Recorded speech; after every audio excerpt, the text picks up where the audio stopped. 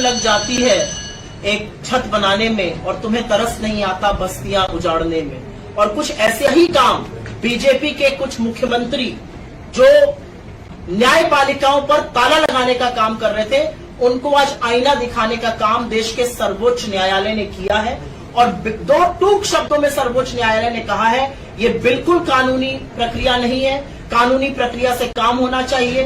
अगर कोई दोषी भी पाया जाता है, आरोपी तो छोड़िए, कोई दोषी भी पाया जा रहा है तो उसके सारे घर को सजा देना ये कानून नहीं है, ये देश का न्याय नहीं है। और कहीं ना कहीं ये काम एक तुष्टीकरण के लिए, एक गलत नैरेटिव के लिए किया जाता है। और मुझे लगता है सर्वोच्च न्यायालय ने आज अपना जजमेंट देकर ऐसे लोगों को जिनका अनुसरण भाजपा के बाकी मुख्यमंत्री भी करने लगे थे, उनको आईना दिखाने का काम किया है।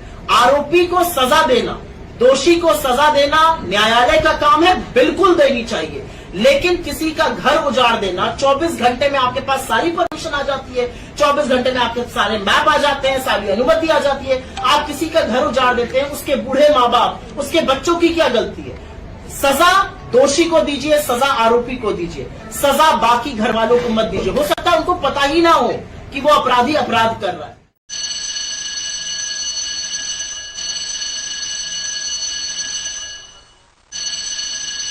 हाँ, होता है को सबको पता होगा कि सुप्रीम कोर्ट ने क्या टिप्पणी की है और इस सरकार का जो बुलडोजर प्रतीक बन गया था उसके खिलाफ जो टिप्पणी की है और सुप्रीम कोर्ट में जो लाइनें रखी गई हैं, वहां के जज साहब जो उन्होंने पढ़ा लाइनों को और जो बोला कोर्ट में,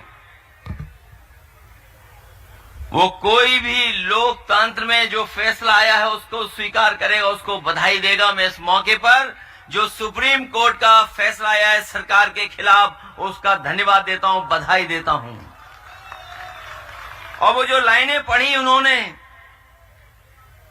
जिस तरीके से घर तोड़ा गया था बुलडोजर से, उसके खिलाफ कोर्ट में गए और उसके बाद जो जजमेंट आया है, ऐसे कम फैसले होते हैं जहां पर सरकार को जुर्माना देना पड़ता है।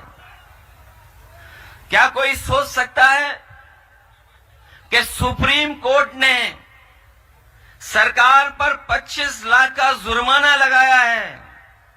न केवल जुर्माना लगाया है बल्कि ऐसे दोषी अधिकारियों के खिलाफ कार्रवाई करने के लिए भी कहा है जिन्होंने बुलडोजर चला करके किसी का घर तोड़ने का काम किया है। जो घर तोड़ना जानते हैं उनसे क्या उम्मीद करोगे आप? जो घर तोड़ने में सेकंड न लेते हो उनसे क्या उम्मीद करते हो? कम से कम आज के बाद उनका बुलडोजर हमेशा हमेशा के लिए खड़ा हो जाएगा गैराज में, अब किसी गरीब का घर नहीं टूटेगा। बुलडोजर जो आप देख रहे हैं अलग अलग चैनलों के थंबनेल हैं, हेडलाइन है बाबा का बुलडोजर अगले 100 दिनों के लिए तैयार।